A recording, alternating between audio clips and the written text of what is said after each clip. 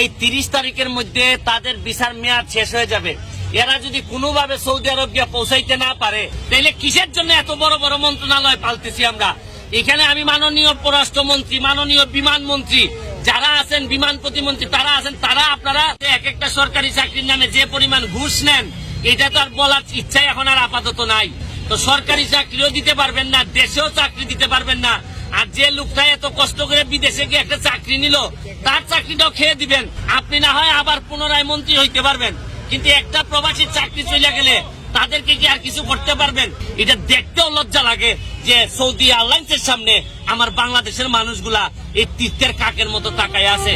দর্শক, 70,000 সৌদি প্রবাসীকে ধ্বংসের মুখে ঠেলে দিচ্ছেন বাংলাদেশ ঢাকা সৌদি এয়ারলাইন্স। তাই তো এবার খেপে গিয়েছেন ব্যারিস্টার সুমন ভাই। দর্শক, 30 তারিখের মধ্যে তাদের ভিসার মেয়াদ শেষ হয়ে যাবে। যদি তারা সৌদি যেতে না পারে, এইভাবে 70,000 সৌদি প্রবাসের জীবনকে ধ্বংস করে দেওয়ার মানে কি? তাই তো প্রতিবাদ নিয়ে মাঠে নেমে পড়েছেন ব্যারিস্টার সুমন ভাই। দর্শক, আজকের এই ভিডিওটি অত্যন্ত গুরুত্বপূর্ণ ভিডিও, বেশি বেশি শেয়ার করে সকলকে দেখার সুযোগ করে দিন। চলুন দর্শক, এখন মূল ভিডিওতে চলে যায়। শুরু করিতেছি মহান সৃষ্টিকর্তার নামে, যিনি পরম করুণাময় এবং অত্যন্ত দয়ালু। আমি এখন যে জায়গায় দাঁড়াই আছি, এটা হচ্ছে হোটেল সোনারগাঁর সামনে রোডের মধ্যে দাঁড়াই আছি। অসংখ্য মানুষ আমার পিছনে আছে, আর আমাদের সামনে যেটা আছে এটা হচ্ছে সৌদি এয়ারলাইন্স। চিন্তা করা যায় কত অপমানজনক হইলে নিজের দেশে বাংলাদেশের মাটিতে দাঁড়াইয়া সৌদির মতো একটা দেশের এয়ারলাইন্সের দৃষ্টি আকর্ষণের জন্য উকি ঝুঁকি মারতেছি যে এয়ারলাইন্স তাও একটা টিকিট দেয় কিনা, দিলে আমরা সৌদি আরব যাইতে পারবো। 2 দিন ধরে প্রায় এখানে 5-10 হাজার মানুষ সৌদি আরবে যাওয়ার জন্য একটা টিকিটের জন্য এরকম ভাবে রাস্তায় রাস্তায় ঘুরে বেড়াচ্ছে। আর সৌদি এয়ারলাইন্সের লোকজন হয়তো উপর থেকে বলতেছে, আরে এরা মিসকিন, এরা এই এতিম মিসকিন, এদেরকে টিকিট দিলেই কি না দিলেই কি, কারণ এদের তো বাপ মাই নাই মনে হয়। আর যদি বাপ মা থাকতো তাহলে তো 2 দিন এইভাবে কেউ পরে থাকতো না। যে কারণে ভিডিওটা করা। খেয়াল করে দেখেন, 70-80 হাজার লোক যারা প্রবাসীদের উপর, যে যাদের ইনকামের উপর আমরা অনেক বেশি গর্ববোধ করি, যাদেরকে আমরা প্রবাসীদেরকে আমরা রেমিটেন্স যোদ্ধা বলি, এই 35,000 মানুষ বা 70,000 মানুষ যারা এই 30 তারিখের মধ্যে তাদের ভিসার মেয়াদ শেষ হয়ে যাবে, এরা যদি কোনোভাবে সৌদি আরব গিয়ে পৌঁছাইতে না পারে, তাইলে এদের জীবনের স্বপ্ন বা জীবনের যত বাস্তবতা আছে এই বাংলাদেশেরই এদেরকে বহন করতে হবে এবং এই বাংলাদেশের বার্ডেন হবে। তখন তো হয়তো আমাদের বড় বড় নেতারা বলবেন যে এরা বাংলাদেশে আইসা বাংলাদেশের পরিবেশ নষ্ট করে ফেলবে, বাংলাদেশে আসলে পরিবেশ নষ্ট করবে। আবার তারা তাদের সৌদি আরবে যাইতে সহযোগিতা আপনারা কতটুকু করতেছেন এটা আমার জানা নাই।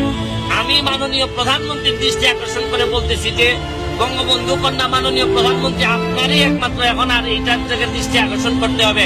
কারণ মাননীয় পররাষ্ট্রমন্ত্রীকে তো বারবার অনুরোধ করেই যাচ্ছি। এখন হচ্ছে গিয়ে যাদের এখানে যারা আছে বেশিরভাগ লোকের ভিসার মেয়াদ শেষ হয়ে যাচ্ছে। এখন আমি জানি না কোন সমস্যা, বাংলাদেশ বিমানকে কি যাইতে দেওয়া হয় না, নাকি না সৌদি এয়ারলাইন্স কোনোভাবে আমাদের লোক নিতে চায় না।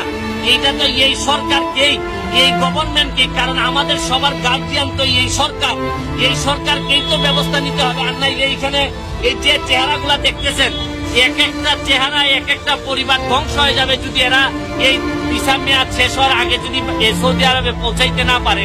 আমি এই পর্যায়ে এখানে একজন আছেন যাকে, ভাই আপনি কি সৌদি আরব থাকতেন নাকি? জি জি, আমি সৌদি আরবে থাকতাম।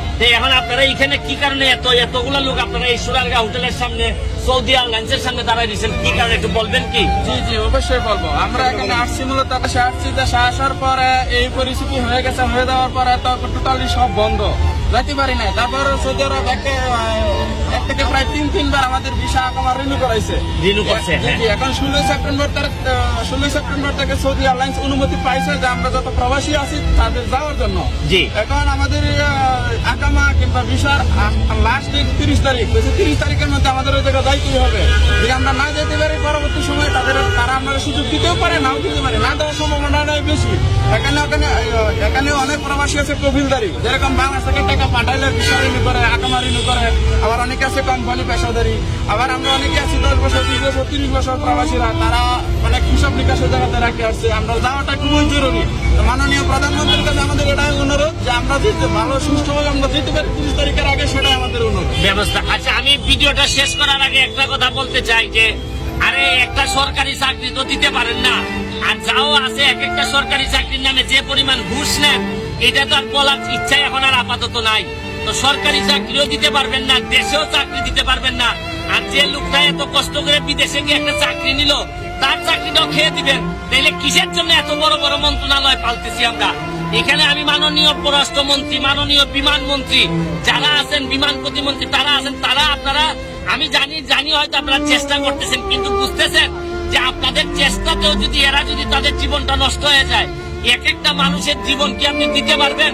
আপনি না হয় আবার পুনরায় মন্ত্রী হইতে পারবেন, কিন্তু একটা প্রবাসী চাকরি চলে গেলে তাদেরকে কি আর কিছু করতে পারবেন?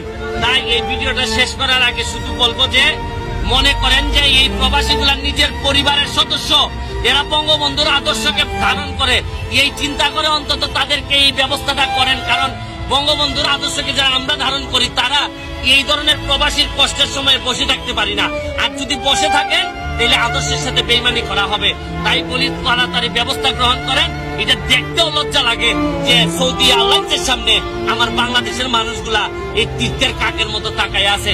তাই যত সম্ভব পারেন, দ্রুত সম্ভব পারেন, তাদেরকে ব্যবস্থা গ্রহণ করেন। দুনিয়া আখেরাতে কিছু হইলেও পেয়ে যাবেন। ভালো থাকেন, সুস্থ থাকেন। শুনলেন তো দর্শক, ব্যারিস্টার সুমন ভাই কিভাবে অন্যায়ের প্রতিবাদ করছেন। সত্যিই তিনি একজন মানবতার ফেরিওয়ালা। যেখানে অন্যায় দুর্নীতি সেখানেই তার প্রতিবাদ। দর্শক, একজন প্রবাসী বিদেশে রক্ত ঘাম ঝরিয়ে দেশে আসে একটু শান্তির জন্য, কিন্তু এখানে এসেও তার বোঝাটা মাথায় নিয়ে হেঁটে এয়ারপোর্ট এলাকা পার হতে হয়। এর চেয়ে দুঃখ আর কিসে? আমাদের দেশে এয়ারপোর্টের বাহিরে বাস বা ট্রেন পর্যন্ত যেতে নির্দিষ্ট কোনো বাহনের ব্যবস্থা নেই।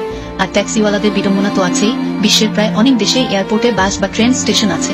সরকার এই দিকে একটু নজর দিলে কোনো প্রবাসীকে হয়তো আর কষ্টের সম্মুখীন হতে হবে না। এসো এক হো প্রবাসীদের ন্যায্য অধিকার আদায়ের লক্ষ্যে এখনই রুখে দাঁড়াই।